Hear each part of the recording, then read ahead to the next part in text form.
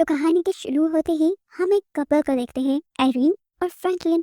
इनकी शादी को लगभग 50 साल गुजर गए थे और ये आज भी बहुत खुश थे। फ्रैंकलिन नोटिस करता है कि एरिन यानी उसकी वाइफ आज खाना नहीं खा रही और ये देखकर वो परेशान हो गया क्योंकि उसे लग रहा था कि एरिन की तबीयत खराब है। इस टाइम पर एरिन उससे तारों को देखने की ख्वाहिश करती है और ये लोग बाहर निकलने के बजाय एक बेसमेंट में चले जाते हैं। ऐसा लग रहा था कि जैसे ये बेसमेंट इन्होंने सभी लोगों से छुपा कर रखी हो। काफी सारी चीजें हटाने के बाद इन्होंने इस बेसमेंट का दरवाजा खोला। इन लोगों ने नीचे बेसमेंट में उतरकर एक लंबी टनल को पार किया और फिर पहुंच गए एक अजीब से कमरे में। इस कमरे में आते ही इन्होंने कुछ दबाया और ऊपर की तरफ से हमें तेज रोशनी आती दिखाई दी। कमरे की जमीन जोर से हिली और ये लोग किसी अजीब सी जगह पर पहुंच गए। ऐसा लग रहा था कि वो कमरा कोई टेलीपोर्टर था। इस टाइम ये लोग एक ऑब्जर्वेशन डेक पे थे जहाँ पर एक ग्लास लगा था और ग्लास के दूसरी तरफ इन्हें बहुत ही खूबसूरत नजारा दिखाई दे रहा था। चमकते हुए सितारे और सभी दूसरे प्लैनेट्स। ऐसा लग रहा था कि जैसे ये खला में हो या किसी दूसरे प्लैनेट पर आ गए हों। कुछ ही देर बाद फ्रैंकलिन एरिन से कहता है अब हमें वापस चलना चाहिए, लेकिन एरिन यहाँ पे कुछ वक्त और गुजारना चाहती थी। जिस पर फ्रैंकलिन उसे कहता है पूरा 1 साल हो गया है हमें इस जगह को डिस्कवर किए और जब से तुमने यहाँ पे आना शुरू किया है कुछ ज्यादा ही दिल लगने लग गया है तुम्हारा। आजकल तो बहुत ज्यादा आने लगी हो इधर तुम, और जब भी हम यहाँ आते हैं ऐसा कुछ नहीं होता। पता नहीं क्यों फिर भी तुम रोज आने की यहाँ से क्यों करती हो। फ्रैंकलिन का ख्याल था कि अब इन्हें इस जगह के बारे में दूसरों को बता देना चाहिए, लेकिन एरिन को लगता था कि इन्हें इस मिस्टीरियस जगह के बारे में खुद ही पता चलाना चाहिए। आखिर वो टेलीपोर्टर था क्या और ये कौन सी जगह थी जहाँ ये लोग टेलीपोर्ट होकर आ जाया करते थे। अब उसी टेलीपोर्टर से ये लोग दोबारा अपने बेसमेंट में आ जाते हैं और अपने बैकयार्ड से निकलकर रात के इस वक्त जब ये लोग अपने घर जा रहे थे तो ये इनके नेबर ने भी नोटिस कर लिया। सुबह होने पर फ्रैंकलिन और एरिन अपने रूटीन चेकअप के लिए चले जाते हैं, जबकि उनका नेबर बैरन जो उनके ऊपर नजर रखे हुए था वो अपनी वाइफ से कहता है मुझे लग रहा है ये दोनों कुछ छुपा रही हैं। रात भी ये लोग गार्डन में थे, पता नहीं ऐसा क्या है इनके गार्डन में जो हर रोज रात को ये वहाँ चले जाते हैं। बैरन की वाइफ थक चुकी थी अपने हस्बैंड की ऐसी बातों से, कहती है बस भी करो यार, दूसरों पे नजर रखना, कभी अपने घर के बारे में भी सोचा करो। यहाँ पर इन्हीं की बातों से हमें पता चलता है कि बैरन शहर का काउंसिल बनने के लिए एक कैंपेन चला रहा है और उसकी वाइफ ये बात जानती है कि वो ये काम नहीं कर पाएगा, यानी वो काउंसिल नहीं बन पाएगा। अब सीन कट होकर एरिन को हम डॉक्टर के पास देखते हैं जहाँ पर डॉक्टर एरिन से नॉर्मल क्वेश्चनिंग कर रही थी कि आप आजकल डाइट कैसे ले रही हैं, एक्सरसाइज कर रही हैं या नहीं, और आपकी फिजिकल थेरेपी कैसी जा रही है। डॉक्टर नोटिस करती है कि एरिन इन सब का जवाब देने से अवॉइड कर रही थी। इसका मतलब था कि सब ठीक नहीं है, इसी वजह से उसकी तबीयत और बिगड़ती जा रही है। जिस पर अब डॉक्टर एरिन को सजेस्ट करती हैं कि आपको एक केयर टेकर रख लेनी चाहिए क्योंकि फ्रैंकलिन अब अकेले आपकी सारी जिम्मेदारी नहीं उठा सकते। जब तक एरिन का चेकअप हो रहा था फ्रैंकलिन अपनी ग्रैंड डॉटर से मिलने गया था जिसका नाम है डेनिस। डेनिस उन दोनों को लेकर बहुत ज्यादा परेशान थी क्योंकि उनके नेबर यानी बैरन ने सोशल मीडिया के जरिए उसे बताया था कि हर रोज रात को ये दोनों कहीं चले जाते हैं। इस टाइम डेनिस उससे कहती है अगर हो सके तो आप लोगों को घर शिफ्ट कर लें, लेकिन इस चीज के लिए भी फ्रैंकलिन नहीं मानता। यहाँ पर एरिन एक केयर होम आती है अपनी पुरानी फ्रेंड से मिलने के लिए जिसे एमनीसिया था, यानी भूलने की बीमारी थी। एरिन ने अपनी इस दोस्त को टेलीपोर्टर के बारे में बताया था लेकिन वो तो भूल चुकी थी इस सारे किस्से के बारे में। इसी केयर होम में एरिन को चंद्रा नाम की एक केयर टेकर भी मिलती है। खैर फ्रैंकलिन और एरिन रात में काफी देर से घर पहुंचते हैं और इनकी गैर मौजूदगी में बैरन जो कि इनका नेबर है वो उनके बैकयार्ड में घुस चुका था ये पता चलाने के लिए कि हर रोज वो ओल्ड कपल वहाँ क्यों जाया करता था। यहाँ पर घर आने के बाद एरिन भी फ्रैंकलिन से कहती है कि अगर मैं मर गई तो तुम फौरन इस घर को सेल कर देना। आज शायद खुद भी एरिन की दिमागी हालत सही नहीं थी। वो आधी रात में उठती है और फ्रैंकलिन के लिए एक लेटर लिखती है जिसके बाद वो अपनी खुफिया बेसमेंट में चली गई। आज उसने फैसला कर ही लिया था कि वो बाहर की दुनिया देखेगी जिसे वो हमेशा ग्लास के पीछे से ही देखा करती थी। इससे पहले कि वो वहाँ का खुफिया दरवाजा खोलती उसे अपने पीछे टनल के अंदर एक लड़का सिसकता दिखाई देता है। उसकी हालत काफी अजीब हो रही थी। डर गई एरिन उससे पूछती भी है कौन हो तुम, लेकिन ये लड़का कोई जवाब नहीं देता। सुबह का वक्त भी हो चुका था। फ्रैंकलिन एरिन को सारी जगह देख रहा था। जब वो उसे नहीं मिली तो उसने बाहर गार्डन में देखा, वहाँ पर एरिन उसे कांपती कांपती नजर आई। वो डरी हुई लग रही थी। फ्रैंकलिन उठाकर उसे अंदर लेकर आया। तब एरिन ने उसे बताया कि मैंने उस टनल के अंदर एक जिंदा इंसान को देखा है। फ्रैंकलिन को उसकी बात भी यकीन नहीं आ रहा था। वो खुद चेक करने के लिए टनल में गया जहाँ वाकई ही उसे वो लड़का मिल भी गया। फ्रैंकलिन ने जैसे ही उसे हाथ लगाया तो फ्रैंकलिन के हाथ खून से भर गए। फ्रैंकलिन इस लड़के को उठाकर अपने घर में ले आया और यहाँ आकर जब इन दोनों ने लड़के के जख्म की पट्टी करना चाहिए तो इन्हें उसके जिस्म पर कोई जख्म दिखा ही नहीं। फ्रैंकलिन को लगा ये बस एक आम इंसान है और शायद शराबी है, शराब पीकर छुपने के लिए यहाँ कहीं आ गया होगा। लेकिन एरिन उससे कहती है बिलीव करो ये मुझे ऑब्जर्वेशन डेस्क से ही मिला है। फ्रैंकलिन अब इस आदमी के बारे में पुलिस को इन्फॉर्म करने वाला था, लेकिन तब एरिन उसे रोकती है और कहती है सुनो, हो सकता है कि इस अजनबी का ताल्लुक उसी मिस्ट्री से हो, उसी टेलीपोर्टर से हो जो हमें टेलीपोर्ट करके एक दूसरी दुनिया में ले जाता है। हमें पुलिस को इसके बारे में नहीं बताना चाहिए, इसीलिए ये दोनों अब इस आदमी को उठाकर ऊपर एक कमरे में ले जाते हैं। इतनी देर में पुलिस भी आ जाती है क्योंकि फ्रैंकलिन तो पुलिस को पहले ही रिपोर्ट कर चुका था। अब पुलिस के आने पर फ्रैंकलिन बहाना लगाता है कि वो आदमी भाग गया, लेकिन ऑफिसर तो फिर भी घर की तलाशी लेना चाहता था। तब एरिन उसे अकेले में ले जाकर बताती है कि फ्रैंकलिन को दिमागी बीमारी है, उसे आजकल खुद ब खुद फजूल चीजें नजर आने लगी हैं, शायद इसलिए उसने आपको कंप्लेन कर दी होगी। वैसे हमारे घर पे कोई भी नहीं आया। और ये बात सुनने के बाद पुलिस ऑफिसर वहाँ से चला जाता है। इस सब के बाद सीन यहाँ से कट होता है और अब एक नए शहर के अंदर हम दो नए कैरेक्टर्स से मिलते हैं, एस्टेला और उसकी बेटी टॉनी।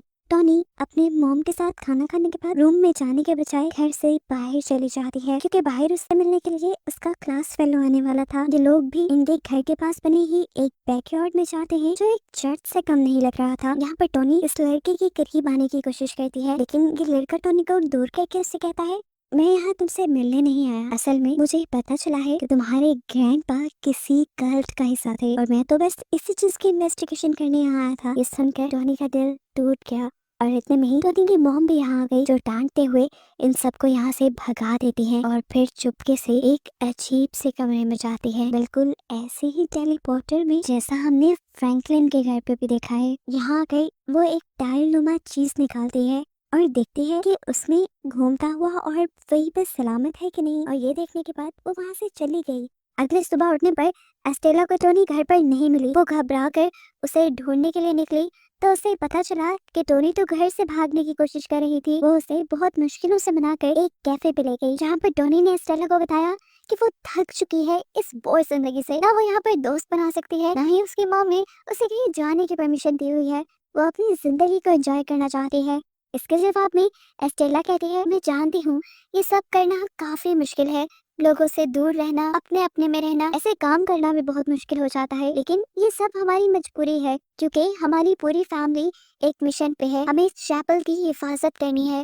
पहले तुम्हारे ग्रैंडपा ये काम करते थे, अब मैं करती हूँ और वक्त आने पे ये तुम्हें भी करना पड़ेगा। अभी वो यही बात कर रही थी कि उसके मोबाइल पर एक अलर्ट आया कि उसके चैपल में कोई घुस आया है। तेजी में ये लोग घर पहुंचे तो चैपल का दरवाजा भी खुला हुआ था, लेकिन वहाँ कोई नहीं था। एस्टेला अब हाथ में गन पकड़े घर की तरफ पड़ी क्योंकि जो कोई भी था वो अब तक घर में घुस चुका होगा। वहाँ जाने पर उसे पता चलता है ये तो कॉर्नेलियस था, उनका ही जानने वाला जो चैपल के बारे में भी सारी हकीकत जानता था। वो यहाँ आकर एस्टेला से पहला सवाल यही कहता है कि क्या तुम टोनी को ट्रेन कर भी रही हो कि नहीं। यहाँ पर हम देखते हैं कि एरिन और फ्रैंकलिन को उस अनजान आदमी के पास से जो बैग मिला था ये लोग उसकी तलाशी ले रहे थे, जिसमें कुछ गोल्ड कॉइन्स, एक टैबलेट की तरह की कोई चीज और एक बुक थी। बुक के अंदर एक फोटो भी थी जिसके नीचे गैब्रियल लिखा हुआ था। यही काम करते हुए उन्हें उस अनजान आदमी के कमरे से आवाजें आने लगती हैं। वो देखते हैं कि ये लड़का यहाँ से भागने की कोशिश कर रहा था, लेकिन जब एरिन ने उसे टच किया और उसे महसूस हुआ कि उस लड़के को बुखार है तो वो उसे दोबारा बेड पर लिटा देती है। एरिन अब उसके लिए फ्रैंकलिन से कहकर दवाई भी मंगवाती है, लेकिन फार्मास्यूटिकल कंपनीज उन्हें कोई मेडिसिन नहीं देती क्योंकि उनके पास प्रिस्क्रिप्शन नहीं थी। इसीलिए एरिन ने अब उसके लिए एक खास किस्म का कहवा बनाया था। फार्मा के बाहर फ्रैंकलिन को बायरन भी मिलता है जो अपनी कैंपेन के लिए फ्रैंकलिन से कमेंट्स मांग रहा था, लेकिन फ्रैंकलिन बहुत ही बेहिसी से उसे कह देता है मुझे तुम पसंद नहीं हो और ना ही मैं तुम्हारे बारे में कोई कमेंट करने वाला हूँ। बायरन भी बेशरम था, इतनी बेइज्जती करवाने के बाद वो अपने लिए खुद ही अच्छे कमेंट्स लिख लेता है फ्रैंकलिन की तरफ से। इसके बाद जब बायरन घर पहुंचा तो उसकी वाइफ ने बताया कि सुबह में फ्रैंकलिन के घर पुलिस आई थी। ये सुनकर वो भी हैरान हो गया और फाइनली हमें दिखाया जाता है कि एरिन के पास उस अजनबी लड़के को होश आ गया था। एरिन जब उससे सवाल करती है तो वो लड़का बताता है मेरा नाम जूड है, मैं कहाँ से आया हूँ, यहाँ तक कैसे पहुँचा, मुझे कुछ याद नहीं। याद है तो कुछ माउंटेन्स और बारिश, उन पहाड़ियों से शायद मैं गिर गया था और जब मुझे होश आया तो मैं यहाँ आप लोगों के पास था। ये सब सुनने के बाद एरिन उसे खाना देती है और फ्रैंकलिन के कहने पर उसका कमरा लॉक कर देती है।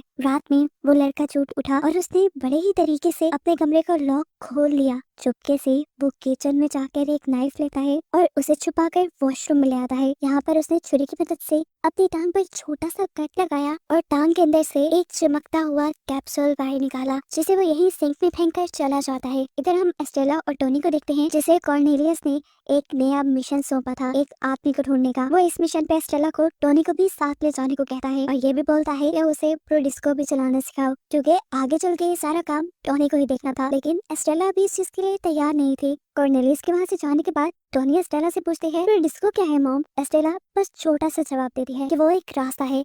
साथ ही उसने टोनी से ये भी कहा, चलो बैग पैक करो, हम एक ट्रिप पर जा रहे हैं। पैकिंग करने के बाद ये लोग एयरपोर्ट जाने के बजाय एक सीक्रेट कॉरिडोर में चले गए, जहाँ दीवार के टाइल के अंदर एक हिडन पैनल भी था। यहाँ पर एस्टेला एक स्पेसिफिक एरिया चूज करती है और ये लोग चंद ही सेकंड में उस जगह टेलीपोर्ट भी हो जाते हैं। इन सारी चीजों से टोनी बहुत ज्यादा हैरान थी। लेकिन खैर दूसरी तरफ हमें फ्रैंकलिन की कहानी दिखाई जा रही है, जो एंटीक शॉप पर गया है जूट के बैग से निकले हुए गोल्ड कॉइन्स को बेचने के लिए। यहाँ का ओनर बताता है कि ये स्पेनिश डबलून्स है जो 17वीं सदी के अंदर पाए जाते थे। इन्हें आज कोई खरीदना चाहेगा भी या नहीं, वो ये नहीं बता सकता। घर आने पर एरिन और फ्रैंकलिन देखते हैं कि उनके घर की लाइट्स बुरी तरह फ्लिकर कर रही थी।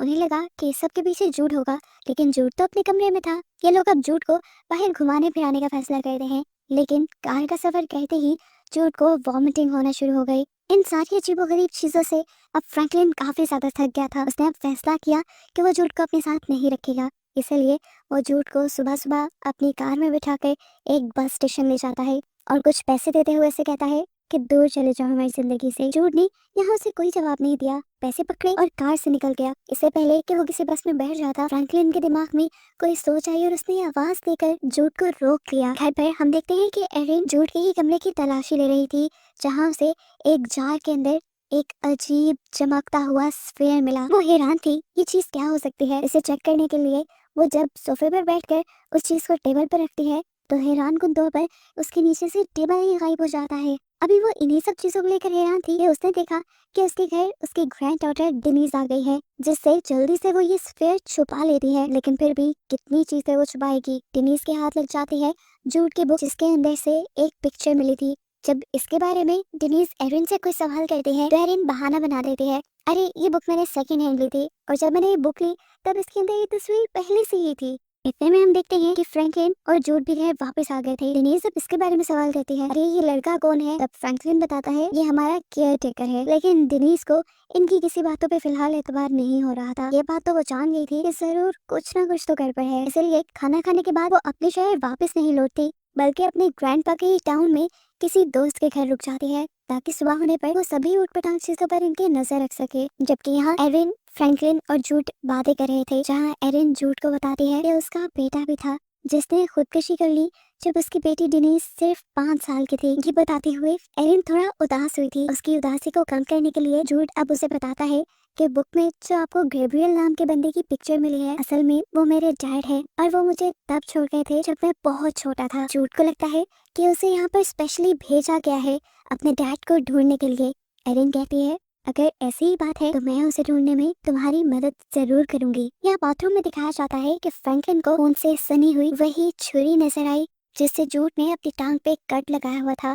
साथ ही उसे सिंक में वो कैप्सूल भी नजर आ गया। उसने जब टैप ऑन की हुई थी तब वो कैप्सूल और उसमें से निकली हुई चीजें ऐसे जगमगाने लगी थी जैसे वो स्टार्स हो। वो इन सारी चीजों को देखना चाहता था, इसीलिए वो टैप बंद करता है, लेकिन अनफॉर्चुनेटली वो सारी चीजें भी, यानी वो ग्लोइंग ऑब्जेक्ट्स भी पानी के साथ बहकर चले जाते हैं और वो कुछ देख नहीं पाता। यहाँ पर अब बायरन अपने कैंपेन्स के पोस्टर्स लगा रहा था, लेकिन तभी उसे कमेटी से कॉल मिलती है और उसे एक बुरी खबर ये दी जाती है कि वो अब अपनी कैंपेन को आगे रन नहीं कर सकता, क्योंकि उसके कैंपेन पेपर्स पे बहुत से लोगों के फेक सिग्नेचर्स मिले हैं। और ये तो हमने देखा भी था, जैसे फ्रैंकलिन के सिग्नेचर उसने खुद कर दिए थे। अब चलाने को कैंपेन तो थी नहीं बायरन के पास, उसने सोचा तो कुछ और ही कर लिया जाए। कुछ और क्या करना था। फ्रैंकलिन के घर के बारे में तो हमेशा से उसे सस्पेंस रहता था, इसीलिए चला गया वो फ्रैंकलिन के शेड में, जहाँ उसे फाइनली वो सीक्रेट डोर भी मिल गया, जिसके अंदर वो सीक्रेट टनल और टेलीपोर्टर था, जो टेलीपोर्टर बैरन ने भी देख लिया, लेकिन अभी इसकी सच्चाई उसे नहीं पता। सुबह होने पर यहाँ पे जूड वही ग्लोइंग स्फेयर लेकर गार्डन में आ जाता है, जो ग्लोइंग स्फेयर एरिन को मिला था। गार्डन में ग्राहक होते हुए वो जब इसे छुपा रहा था तो तब बैरन ने भी उसे देख लिया। अब जो पहले ही शक में रहता था वो जूड से हजारों सवाल करने लग गया। जूड भी उसकी ज्यादा चीजों का जवाब नहीं देता और उसे कहता है कि मैं फ्रैंकलिन का केयर टेकर हूँ। यहाँ देखने को मिलता है कि फ्रैंकलिन जूड का कॉफी मग लेकर पुलिस स्टेशन आया है, क्योंकि उसने जो कुछ बाथरूम में देखा था उसके बाद उसे जूड पे शक होने लगा था। वो एक नॉर्मल इंसान उसे नहीं लगता था। वो ये सारी बातें पुलिस ऑफिसर को बताता है और उनसे रिक्वेस्ट करता है कि आप इसके फिंगरप्रिंट्स का पता चलाएं। देखिए इस सबके पीछे जरूर कोई सीक्रेट छुपा है। लेकिन पुलिस ऑफिसर भी उसकी बात सुनकर हंसने लग जाते हैं और कहते हैं एरिन तुम्हारे बारे में सही कह रही थी, तुम्हें सच में ऊटपटांग के ख्याल आने लगे हैं, तुम्हें अपनी सेहत का ख्याल रखना चाहिए। जबकि यहाँ दूसरी तरफ एरिन और जूड गए थे एक लाइब्रेरी गैब्रियल का पता चलाने के लिए। वो गैब्रियल की फोटो लाइब्रेरियन को देते हैं और उससे कहते हैं कि क्या आप ऑनलाइन इस आदमी को ढूंढकर पता चलाने में हमारी मदद करेंगी। लाइब्रेरियन भी इनकी मदद करती है और उसे एक पुराने न्यूज़पेपर के जरिए पता चलता है कि जूड के फादर को काफी सालों पहले किसी जुर्म में अरेस्ट कर लिया गया था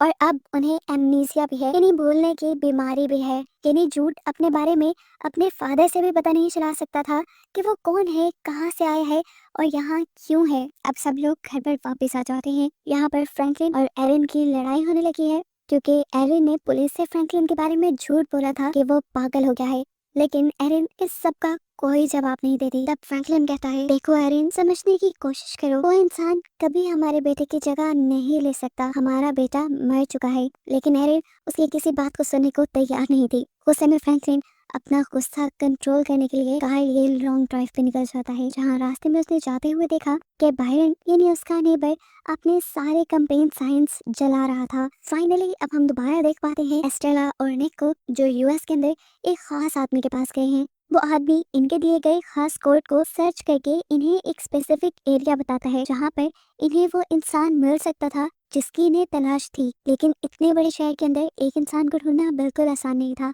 इसीलिए ये लड़का जो अभी इनकी मदद कर रहा था वो भी अपनी एक खास वैन के जरिए इनके साथ जाने का डिसाइड करता है, क्योंकि अपनी वैन के जरिए वो उस इंसान को ट्रैक कर सकता था। उसकी बस में सफर करते हुए टोनी नोटिस करती है कि उसकी इस बस के अंदर बहुत सारी गन और चीजें भी हैं। यहाँ एरिन और फ्रैंकलिन के घर पर हम चंद्रा नामी नर्स से मिलते हैं। चंद्रा वही नर्स थी जो एरिन के फ्रेंड के केयर होम में हमें मिली थी। उसे केयर होम से निकाल दिया गया था क्योंकि उसने वहाँ पर रहने वाले लोगों की चीजें चुराई थी और अब वो जॉब ढूंढने के लिए एरिन के घर आई है। लेकिन यहाँ आने के बाद ये देखकर वो उदास हो गई कि जूड पहले से ही उनके केयर टेकर के तौर पर काम कर रहा है। ये बात जानने के बावजूद भी वो एरिन को अपना बिजनेस कार्ड दे जाती है और जाने से पहले वॉशरूम यूज करने के बहाने वो इधर उधर ढूंढती है कि शायद उसे चुराने के लिए कुछ कीमती मिल जाए। इनके जाने के बाद हम देखते हैं कि फ्रैंकलिन के लिए इनके घर एक कॉल आई थी। फ्रैंकलिन घर पे नहीं था तो कॉल उठा लेता है जूड। दूसरी तरफ एंटीक शॉप वाला बात कर रहा था, जिसे फ्रैंकलिन जूड के गोल्ड कॉइन देकर आया था। अब क्योंकि शॉपकीपर को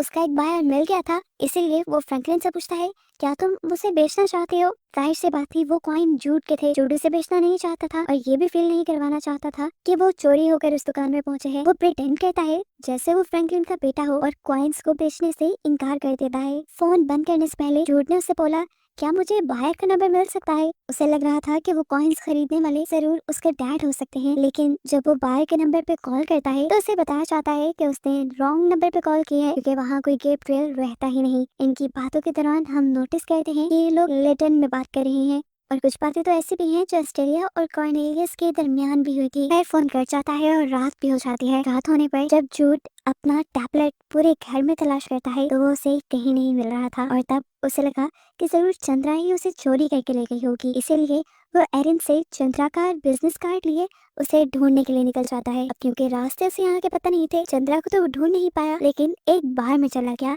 जहाँ पर डिनीस भी थी। यहाँ डिनीस के साथ वो काफी एंजॉय करता है और थोड़ी ही देर में शहर के रंग में भी ढल जाता है। फाइनली अब तो उसने स्टेज पे परफॉर्म करने का भी डिसाइड कर लिया था। वो जब लैटिन में एक स्लो सॉन्ग गाता है तो सारे एकदम उसे देखने लग जाते हैं। किसी को समझ नहीं आ रहा था वो गा क्या रहा है, लेकिन वो बहुत खूबसूरत गा रहा था जिसे सब एंजॉय कर रहे थे। और फिर गाना खत्म करने के बाद जब उसने सबको देखा तो उसे अपना आप बहुत वियर्ड लगने लगा, अजीब लगने लगा। इसीलिए डेनिस की नजर से बचते हुए वो बाहर से चला गया। यहाँ पर गेमिंग जोन में हमें दिखाया जाता है कि फ्रैंकलिन और बायरन दोनों स्नूकर खेल रहे थे। तब बायरन फ्रैंकलिन से कहता है, अच्छा नहीं किया तुमने मेरे साथ अथॉरिटीज को मेरी कंप्लेन करके। फ्रैंकलिन कहता है, मैंने कौन सी कंप्लेन की तुम्हारी? बायरन भी हैरान था, क्या तुमने वो कंप्लेन नहीं की मेरी तुम्हारे झूठे सिग्नेचर करने वाली? जिस पर फ्रैंकलिन उसकी गलतफहमी दूर कर देता है, अरे नहीं, मैंने ऐसी कोई कंप्लेन नहीं की। यही बातों ही बातों में इन दोनों के दरमियान काफी अच्छी बॉन्डिंग हो जाती है। पहले जो ये दुश्मनों की तरह रहते थे,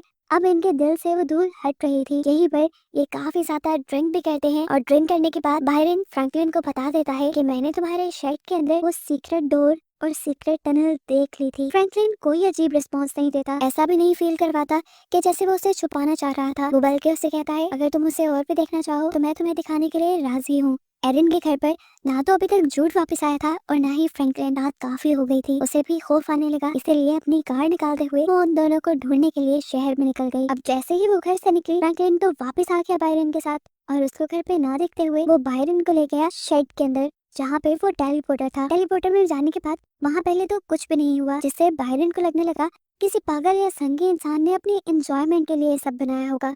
दूसरी तरफ जो के इस टाइम खाली रोड पे चल रहा था, एकदम से उसके पीछे पुलिस की कार आ गई। पुलिस उसे अरेस्ट नहीं करने आई थी, लेकिन पता नहीं क्यों उसे ऐसे लगा कि पुलिस उसके पीछे है, इसीलिए उसने भागना शुरू कर दिया। और पुलिस को भी गलत फहमी हुई कि झूठ कुछ गलत करके भाग रहा है, इसीलिए पुलिस उसे अरेस्ट कर लेती है। जिस टाइम पुलिस उसे अरेस्ट कर रही थी, एरन भी अपनी कार लेकर वहाँ आ गई। अब पुलिस क्योंकि उसे पुलिस स्टेशन ले गई थी, इसलिए एरन भी झूठ के पीछे पीछे पुलिस स्टेशन आ गई। पुलिस बताती है कि झूठ हमसे डरकर भाग रहा था, इसीलिए हमने उसे अरेस्ट किया। वो क्यों भाग रहा था, इसी चीज की एक्सप्लेनेशन एरन भी झूठ से मांगती है। तो तब एरन बताता है कि मेरी पूरी जिंदगी एक बंद कंपाउंड के अंदर गुजरी है, जहाँ पे मुझे एक मिस्टीरियस दरवाजे की रखवाली करनी थी, जो कहाँ खुलता था, कहाँ जाता था, मुझे कुछ पता नहीं था। वो किस लिए थे, उन्हें किसने बनाया था, ये तक कोई नहीं जानता था। वो बहुत पुराने थे। झूठ बताता है कि आप लोगों को भी उस टेलीपोर्टर से जो प्लैनेट नजर आता है वो सिर्फ एक वेस्टलैंड है, जहाँ जाते ही लोग मर जाते हैं। झूठ कहता है, मैं वहाँ रहकर थक गया था, मुझे घुटन होने लगी थी वहाँ रहते रहते, इसलिए मैं वहाँ से भागना चाहता था। और जब मैंने वहाँ से भागने की कोशिश की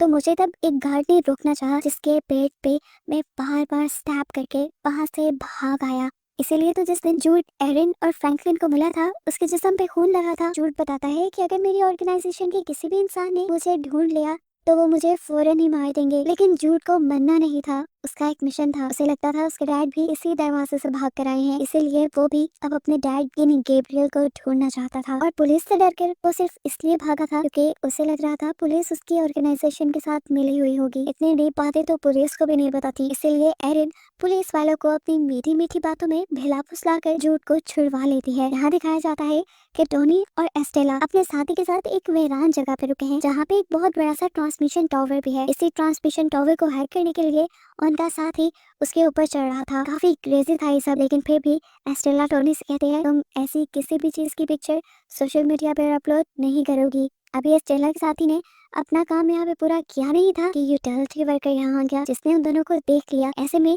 उनका कोई भी जो सीक्रेट था वो रिवील हो सकता था, इसीलिए एस्टेला बड़ी ही आसानी से उसको बेहोश करके बांध के अपनी कार में डाल देती है। इसके बाद निक यानी एस्टेला के साथी का काम पूरा होने के बाद ये लोग अपना सफर दोबारा शुरू कर देते हैं। थोड़ी ही दूर जाने पर एस्टेला ने निक को यानी अपने साथी को रास्ता बदलने को कहा। उसे समझ नहीं आई, लेकिन एस्टेला ने जंगल के पास गाड़ी रुकवा दी और गाड़ी से उतरकर दरख्तों के अंदर की तरफ चलने लगी। यहाँ चलते हुए उसे बहुत कुछ याद आ रहा था। फ्लैशबैक में दिखाया जाता है कि एस्टेला यहाँ पर अपने फादर के साथ आ चुकी है, पहले किसी मिशन के लिए, जहाँ मिशन में उसे तो सिर्फ रेडार को कंट्रोल करने का काम दिया गया था, लेकिन वो डरते हुए गाड़ी से बाहर भी निकल आई थी और उसने इन्हीं जंगलों में अपने डैड का पीछा किया था, जो एक लड़की के साथ जबरदस्ती कर रहे थे, उसे अपने साथ ले जाने की कोशिश कर रहे थे। लेकिन जब वो लड़की उनकी बात नहीं मानती तो एस्टेला के डैड उसे शूट कर देते हैं, जिसके बाद एस्टेला उनकी मदद करती है उस लड़की को वापस उसकी गाड़ी में डालने पे, और ये दोनों मिलकर उस कार को पानी में गिरा देते हैं। ये वो दिन था जब एस्टेला को पता चला था कि ये उसकी ड्यूटी है किसी सीक्रेट चीज की हिफाजत करना और उसके लिए कुछ भी कर जाना एस्टेला की ड्यूटी थी। और अब आने वाले दिनों में यही ड्यूटी तो टोनी को भी संभालनी थी। इसलिए हम देखते हैं कि निक टोनी को गन चलाने सिखा रहा है। यही बातों ही बातों में निक टोनी को ये भी बताता है कि वो उसके डैड के बारे में जानता है, जिसके बारे में एस्टेला ने टोनी को कभी नहीं बताया था। सीन कट होकर हम दोबारा एरिन और फ्रैंकलिन को देखते हैं जो डॉक्टर के पास गए हैं। इस मर्तबा डॉक्टर एरिन की प्रोग्रेस से काफी खुश है क्योंकि उसकी तबीयत में काफी सुधार आया है। और ये सब हो रहा था जूड की ही वजह से, जिसने एरिन को उसके मरे हुए बेटे के सदमे से बाहर निकालने में मदद दी थी। जिस टाइम पर फ्रैंकलिन और एरिन हॉस्पिटल थे, उनके पीछे से डेनिस उनके घर पे आ जाती है और मिलती है जूड से। वो जूड से बुक में मिली हुई पिक्चर के बारे में सवाल करती है क्योंकि वो जानती थी वो पिक्चर जूड की ही है। जिस पर जूड जवाब देता है, तुम मेरी फैमिली के बारे में जानना चाहती हो ना? मेरी फैमिली एक कल्ट है। ऑब्वियस सी बात है, डेनिस तो क्या जूड ये बात किसी को भी बता देता तो कोई भी उस पर यकीन न करता।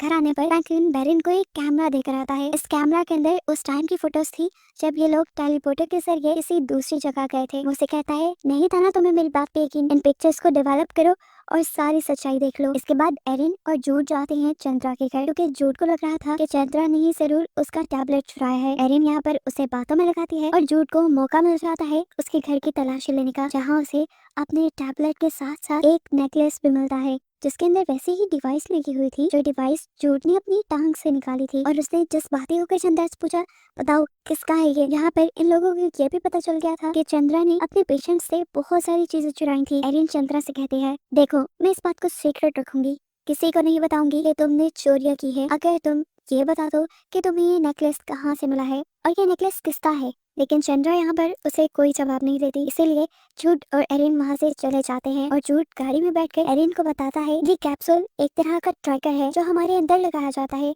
इसीलिए मैंने इस ट्रैकर को निकाल दिया था। जबकि वो टैबलेट वो एक की है उस खास दरवाजे की जिसकी ये लोग हिफाजत करते हैं और जिसके बारे में अभी तक ज्यादा कुछ बताया भी नहीं गया। यहाँ हम देखते हैं कि बायरन फ्रैंकलिन के दिए गए कैमरे की फोटोज डेवलप कर लेता है और सारी सच्चाई जान जाता है कि वो लोग सच में उस टेलीपोर्टर के जरिए किसी ऑब्जर्वेशन डेक में किसी दूसरे प्लैनेट पर चले जाते हैं।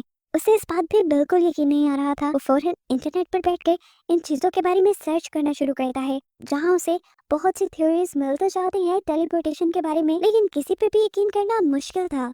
और अपनी रिसर्च करते हुए उसे फाइनली एक इम्पॉसिबल डोर नामी थ्योरी के बारे में पता चलता है, जिस थ्योरी के मुताबिक इम्पॉसिबल डोर को अर्जेंटीन नामी एक बंदे ने 17वीं सदी में बनाया था। यहाँ जब फ्रैंकलिन अपने घर आया तो उसने शेड का डोर खुला पाया। अंदर जाकर उसने देखा कि बायरन उस मिस्टीरियस दरवाजे के ऊपर काम कर रहा था जिसके जरिए ये लोग हमेशा टेलीपोर्ट होकर कहीं और पहुंच जाया करते थे, लेकिन अभी तक वो इस दरवाजे को खोलने में कामयाब नहीं हो पाया। तब फ्रैंकलिन यहाँ पर आकर उसकी मदद करता है और दीवार में से एक खून से सनी हुई टाइल को बाहर निकालता है। हमें रिवील हुआ कि इसके अंदर एक कंट्रोल पैनल लगा हुआ था, बिल्कुल वैसा ही जैसा स्टेला के घर पे था, लेकिन इसके अंदर वो स्फेयर नहीं था जो स्फेयर एस्टेला के कंट्रोल पैनल में लगा हुआ था। और फ्रैंकलिन को लग रहा था जरूर उस स्फेयर के गायब होने के पीछे जूड ही है, जूड ने ही उसे चुराया होगा। अगले दिन गार्डन में काम करते हुए बायरन भी उस चमकते हुए स्फेयर को जमीन के नीचे से ढूंढ ही लेता है जिसे जूड ने वहां रखा था। यहाँ से सीन कट होकर हम दोबारा एस्टेला, उसके साथी निक और उसकी बेटी टोनी को देखते हैं। रात गुजारने के लिए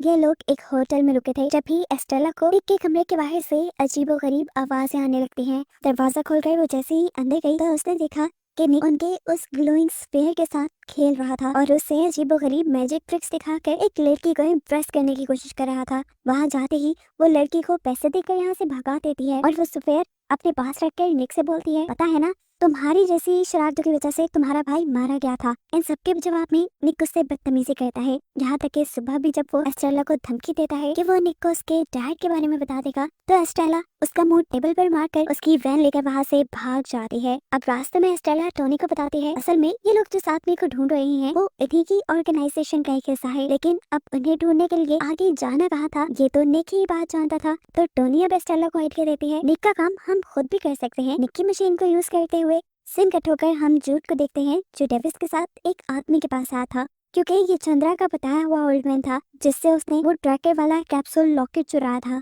जूड को लगता था कि वो नेकलेस उसके डैड का होगा और जरूर वो इस नेकलेस की मदद से अपने डैड का पता चलवा लेगा, लेकिन उस आदमी के घर जाकर तो पता चला कि वो लॉकेट उस आदमी के भी डैड का था जो कि एक ट्रक ड्राइवर थे। एक दिन ट्रक चलाते हुए किसी अनजान आदमी ने उनसे मदद मांगी। उन्होंने लिफ्ट भी दे दी और फिर उस अनजान आदमी ने अपने टांग को काट कर उसके अंदर से ये कैप्सूल निकाल कर इस ट्रक में छोड़ दिया और फिर वो भाग गया। ये सुनकर जूड की सारी उम्मीदें खत्म हो गई थी कि अब वो अपने डैड गैब्रियल को कैसे ढूंढेगा, क्योंकि ट्रैकर तो वो एक अनजान ट्रक में उतार कर छोड़ गए थे। घर पर फ्रैंकलिन को बायरन एक स्फेयर दिखाता है।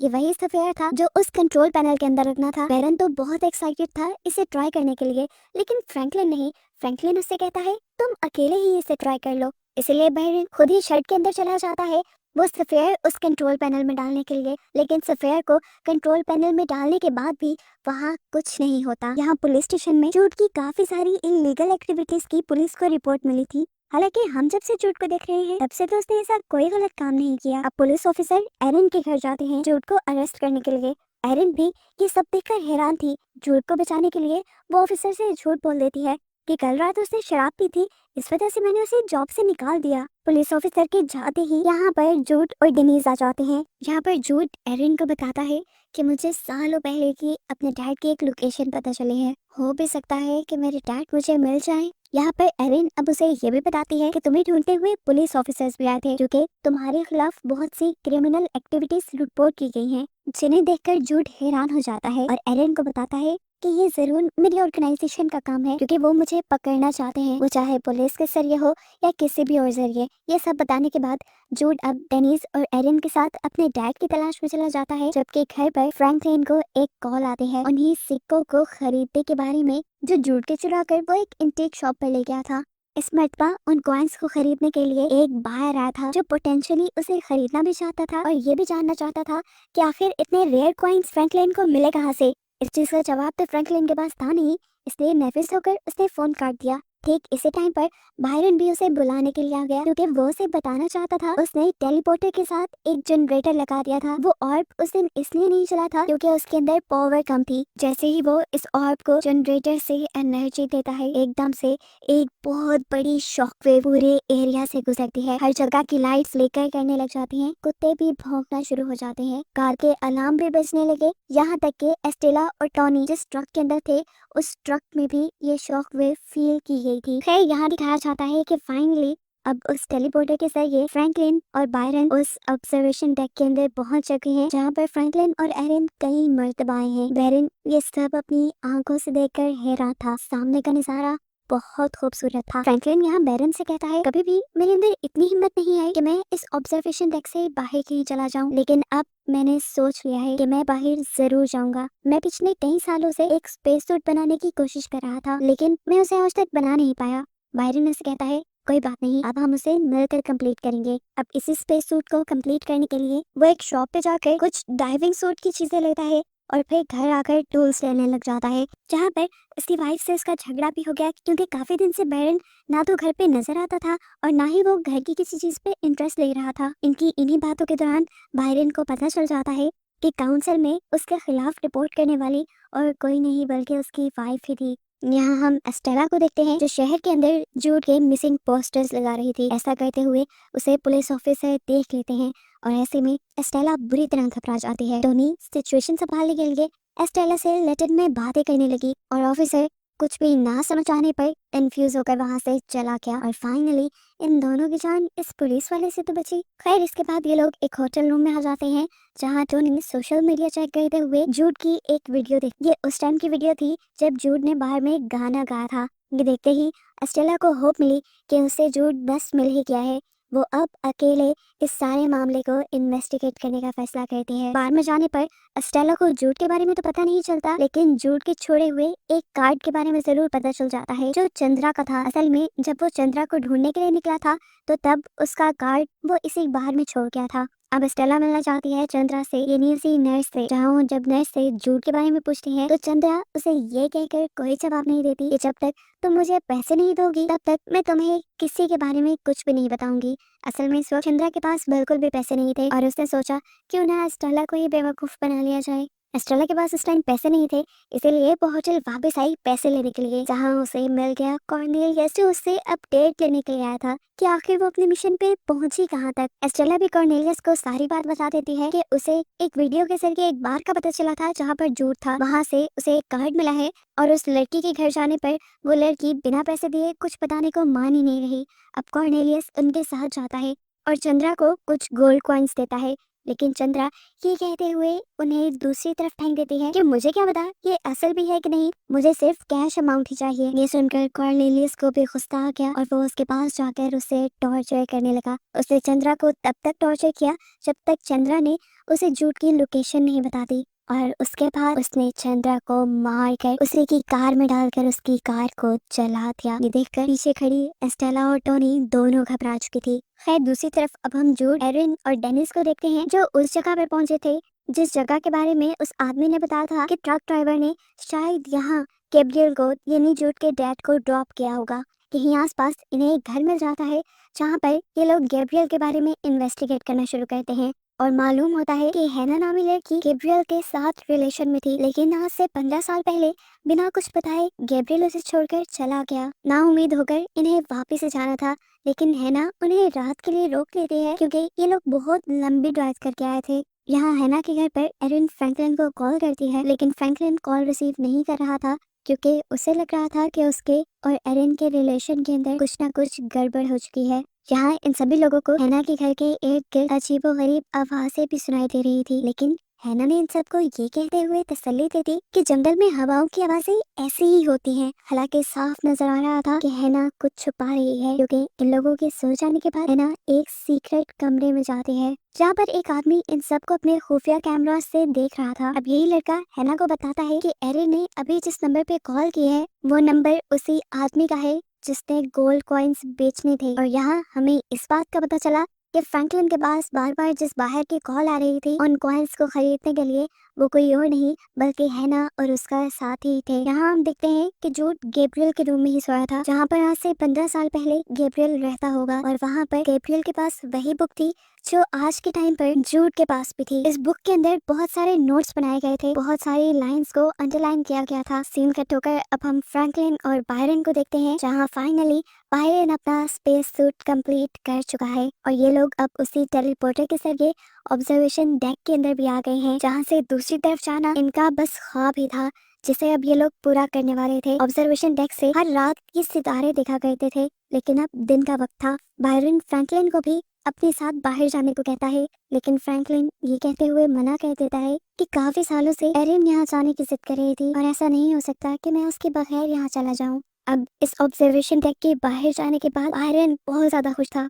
बहुत ज्यादा एक्साइटेड था। फ्रैंकलिन रेडियो के जरिए उससे कम्युनिकेट कर रहा था और उसे कह भी रहा था तुम ज्यादा दूर मत जाना, ये ना हो कि तुम्हें कुछ हो जाए। लेकिन बायरन नहीं सोता, वो ये कहता है कि मुझे सामने फर्नीचर नजर आ रहा है। ये कहते हुए वो आगे एक पहाड़ी के पीछे गया और फिर लौट के भी नहीं आया, यहाँ तक कि उनके सिग्नल्स भी टूट गए और फ्रैंकलिन बुरी तरह घबरा गया। अब क्या करता, वो घबराया हुआ टेलीपोर्टर में बैठकर घर वापस आ गया, जहाँ उसने देखा कि एरिन और उसकी फैमिली भी वापस आ गई थी। उसके चेहरे पे साफ नजर आ रहा था कि उसके साथ कुछ बुरा हुआ है, लेकिन जब ये लोग फ्रैंकलिन से पूछते हैं कि क्या हुआ तो फ्रैंकलिन ये कहकर टाल देता है कि मेरी कुछ तबीयत ठीक नहीं। यहाँ हमें देखने को मिलता है कि जूड गैब्रियल की बुक के नोट्स के जरिए अपने टैबलेट और अपने बुक के ऊपर लिखे हुए मैसेज को ट्रांसलेट करने की कोशिश कर रहा है, जबकि यहाँ अब एरिन डेनिस को लेकर टेलीपोर्टर रूम के अंदर आई है क्योंकि उसे लगने लगा है कि ये सही वक्त है किसी को इस टेलीपोर्टर के बारे में बताने का। इस टेलीपोर्टर के पास लाकर वो डेनिस को बताती है कि तुम्हारे डैड के मरने के बाद ही ये टेलीपोर्टर हमें मिला था और तब से मुझे लगने लगा कि मेरा बेटा इसके साथ कहीं ना कहीं जुड़ा हुआ है, इसलिए मैंने इसके बारे में किसी को नहीं बताया। एरिन उसे ये भी बताती है कि तुम्हारे डैड के मरने के बाद मैं डिप्रेशन में चली गई थी और इस टेलीपोर्टर की मदद से दूसरे प्लेनेट पर जा जाकर ही मैंने अपने गम को कम किया। मैं डिप्रेशन से बाहर निकली। काफी देर तो डेनिस बैठकर यहाँ उसकी बातें सुनती रही, लेकिन फिर उसे गुस्सा आ गया इस बात पर कि उसके ग्रैंड पेरेंट्स ने कितनी सारी सच्चाइयाँ उससे छुपाई थी।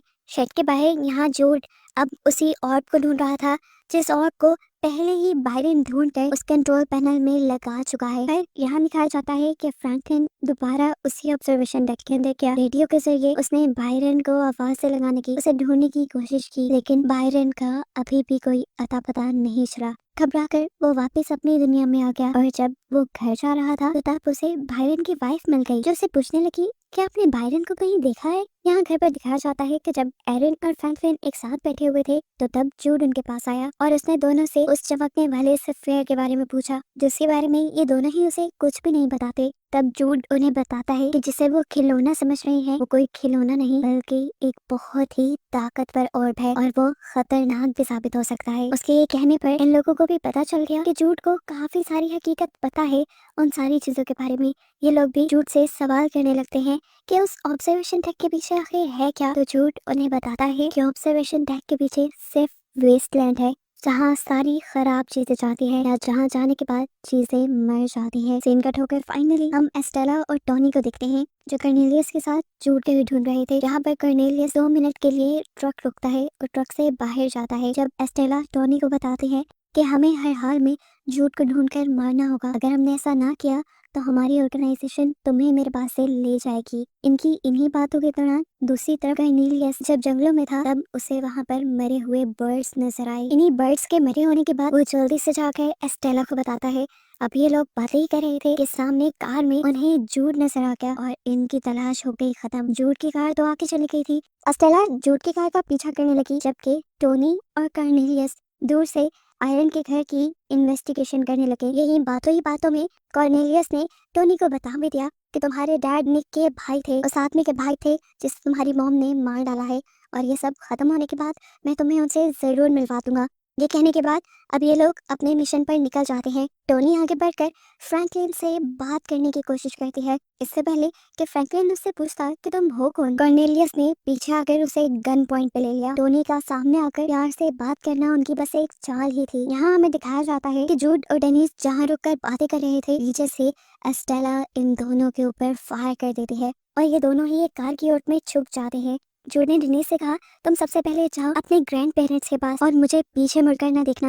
ये कहने के बाद वो जंगलों के अंदर भाग गया और एस्टेला उसका पीछा करने लगी। डेनिस जब घर पहुंची तो उसने देखा कि फ्रैंकलिन और एरिन को पहले ही कॉर्नेलियस ने बंदी बनाया हुआ था और उसके जाने पर उसे भी बंदी बना लिया गया। इससे पहले कि अब कॉर्नेलियस इनमें से किसी को भी मार देता एरिन डरकर बता देती है कि हमारे शेड के अंदर एक टेलीपोर्टर है। ये सुनकर वो थोड़ा हैरान हुआ और उसने अपनी गन टोनी को थमाकर खुद वो शेड के अंदर चला गया उस टेलीपोर्टर को चेक करने के लिए।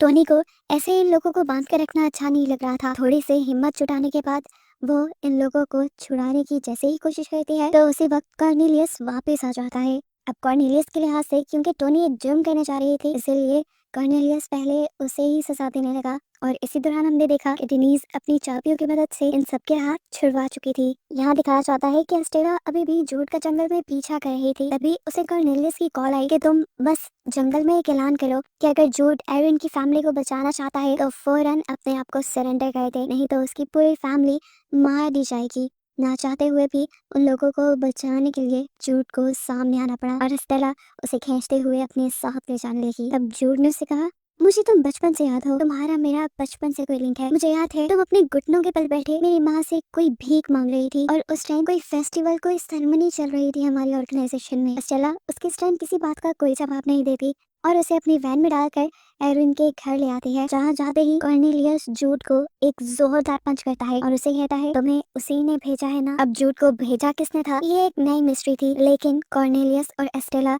अब उसे मारने वाले थे। वो उसे मारना क्यों चाहते हैं ये भी एक मिस्ट्री ही है। अब कॉर्नेलियस जूड को मारना चाहता था और उसके पीछे क्या रीजन थी ये भी मिस्ट्री है। इससे पहले कि वो जूड को मार देता फ्रैंकलिन यहाँ खड़ा होकर जूड को बचाने के लिए उसके सामने आ जाता है लेकिन एक बुरा इंसान उसकी ताकत के आगे क्या था। उसने तो फ्रैंकलिन को एकदम से झटका देकर दूर गिरा दिया। ये देखकर एरिन को गुस्सा आया और उसने वहां से कोई चीज उठाकर कॉर्नेलियस के सर पे दे मारी जिससे वो वहीं गिर गया। एस्टेला ने उसकी गन संभाल ली और वो बोली कि अब इसके बाद किसी बेकसूर की मौत नहीं होगी। ये कहने के बाद उसने अपनी टीजर गन से कॉर्नेलियस को बेहोश कर दिया और फिर बांध कर अपनी वैन में डाल दिया। ये काम करने के बाद उसने आयरन और फ्रैंकलिन को बताया था कि वो और टोनी अब लंबे सफर में निकलेंगे। इन्हें अपने टेलीपोर्टर से वापस अपने घर जाना था। यहाँ जूड उससे पूछता है कि तुम अकेली जाओगी, तुम्हें डर नहीं लगेगा, तुम्हारी जान को भी खतरा है। जिस पर एस्टेला कहती है अब मुझे कोई डर नहीं, क्योंकि किसी भी बुरी घड़ी में ये कॉर्नेलियस ही मेरे काम आने वाला है। खैर ये लोग अब अपने सफर के लिए निकल जाते हैं। अब ये लोग ड्राइव ही कर रहे थे कि जोर से किसी ने पीछे से इनकी वैन को आकर हिट किया। इन्हें लगा कि नॉर्मली किसी से गलती हो गई थी, लेकिन ऐसा नहीं था,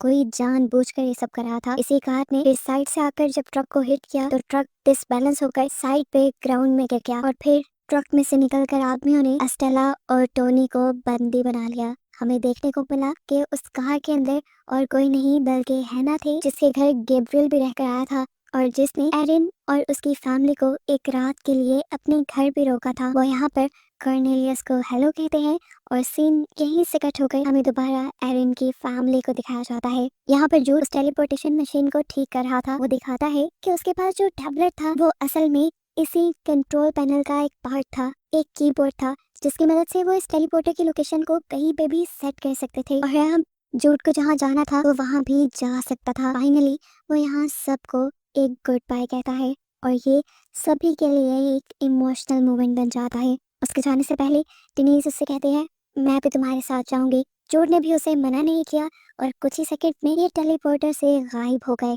जब इन्हें दिखाया गया तो ये लोग बैंकॉक की एक फैंसी सी बिल्डिंग में थे। अब सीन कट होकर फाइनली दोबारा हम एरिन और फ्रैंकलिन को देखते हैं। फाइनली एरिन से कन्फेस कर लेता है कि उसने स्पेस सूट बना लिया है, जिसके चलते ये लोग अब उस ऑब्जर्वेशन डेक के दूसरी तरफ जा सकते हैं। ये कहने के बाद वो एरिन को ये सच्चाई भी बता देता है कि वो सूट फ्रैंकलिन और बायरन ने मिलकर बनाया था और बायरन उस जगह पर जाकर गायब हो चुका है। अगर तो वो मर गया है तो हमें उसे वहाँ से वापस लाना होगा, एटलीस्ट आखिरी मर्तबा उसकी वाइफ उसे देख तो ले। यहाँ एरिन फ्रैंकलिन को सपोर्ट करती है और उसे स्पेस सूट पहनाकर ऑब्जर्वेशन डेक से बाहर भेज देती है, जहाँ थोड़ी ही दूर जाने पर फ्रैंकलिन का भी कांटेक्ट उससे खत्म हो जाता है और वो उस पहाड़ी से दूसरी तरफ गायब हो जाता है। असल में पहाड़ी की दूसरी तरफ फ्रैंकलिन देख रहा था कि एक मरा हुआ आदमी वहाँ पड़ा हुआ है। इस आदमी को जूड ने ही मारा था। जूड ने इन्हें बताया भी था। अभी वो यही सब सर्च कर रहा था कि एकदम से उसकी सूट में ऑक्सीजन खत्म होने लगी। उसके लिए सांस लेना मुश्किल हो गया और वो यहीं पर बेहोश हो गया। उसे लग रहा था कि अब वो जिंदा नहीं बचेगा, लेकिन उसी टाइम पर एरिन यहाँ आई। एरिन ने उसका मास्क उतारा और हमें दिखाया गया कि एरिन भी बिना मास्क के यहाँ थी। ये जो जगह थी यहाँ पर इंसान सांस ले सकते थे। फ्रैंकलिन रिलैक्स हो जाता है और ये दोनों अब इस जगह को एंजॉय करने लगते हैं और इन्हीं को दिखाते हुए ये सीजन यहाँ खत्म हो जाता है बहुत सारी मिस्ट्रीज के साथ, जैसा कि जिस जगह पर एरिन और फ्रैंकलिन खड़े थे वो जगह कौन सी थी और आखिर जूड की ऑर्गेनाइजेशन है क्या और वो लोग करते क्या हैं। आखिर कॉर्नेलियस जूड को पकड़कर मारना क्यों चाहता था और हैना ने कॉर्नेलियस को क्यों पकड़ा था, ये सब बातें पता चलेंगी इसके अगले सीजन में।